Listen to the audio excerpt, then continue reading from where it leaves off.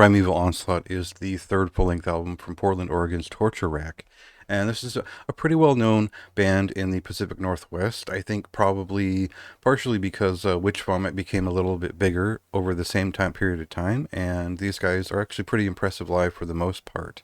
So otherwise, what this band is a lot of people just sum it up as a bit of early Cannibal Corpse, and I don't know that that really sums it up very well, especially not with this record. There's a lot more to their sound, and there is that sort of filthy, dungeonous early death metal feeling that you can only really get from like New York death metal, New Jersey death metal, and this is like a decidedly less atmospheric version of that. It's a much more thrashed at. It's very much intensely obsessed with the riff and providing a brutal rhythm beneath it.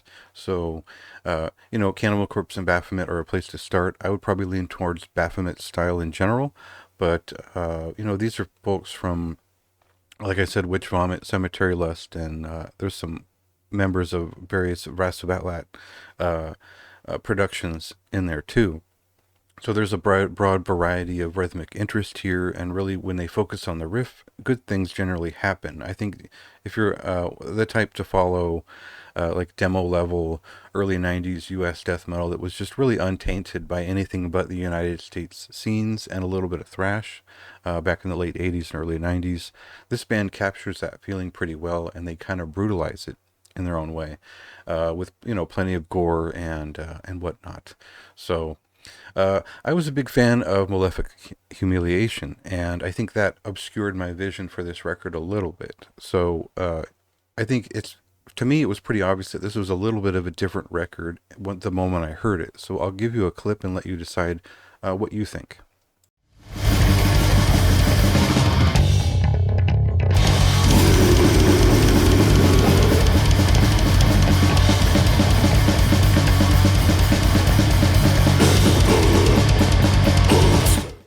So really, their last mini LP from 2021, Pit of Limbs, did a good job of sort of setting up a preamble for what this record is, which is not that different. It honestly isn't that different. The production is a little bit different.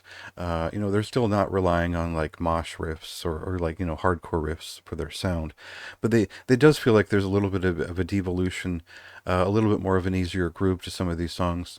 It does feel like they're not quite focusing on technicality or statement of the riff, and they're really just getting to the feeling of the riff, which is a very like New York death metal kind of death grind kind of thing that translates less of the riff obsession and more of the just kind of the nowadays idea of like death metal aesthetics, which is different from what they've done in the past in terms of a point of view, but it's a very slight distinction to make. It's still retro death metal in most ways, and I think the side of the band I was most excited to hear here was sort of the like early grindcore, hardcore punk, and death grind touches on a few of the shorter songs.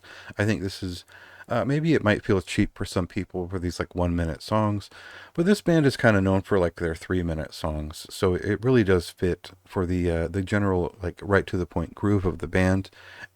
Even if it didn't feel like a progression beyond Malefic Humiliation, it did feel like they were touching upon new aspects of themselves that was interesting and kind of cool. Like I'd like to hear more of the sort of early death grind feeling on other records because it fits in with the heavier kind of brutal side of the band pretty well.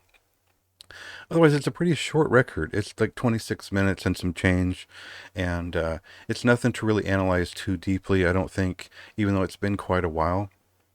I think the way that I came out of it was, there's some moments on here that are like very human waste. There's a couple like impetigo kind of feeling songs in here that was like, yeah, I really like this. This is my kind of thing. But it just isn't quite there in the way that the last record was in terms of just the general like riffcraft and the brutality of the performances. So I feel like this is just a little bit less cohesive, but it explores a little bit more. There's give and take there that I understand.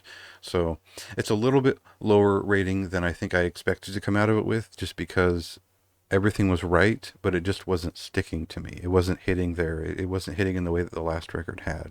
So, maybe that just comes down to taste and very like minutia of things. So generally, I would consider it as good as the last album, with a little bit of a preference for what they've done before. So see what you think. Check out the record tomorrow or now, if it's probably streaming right now, and read the review if you feel like it.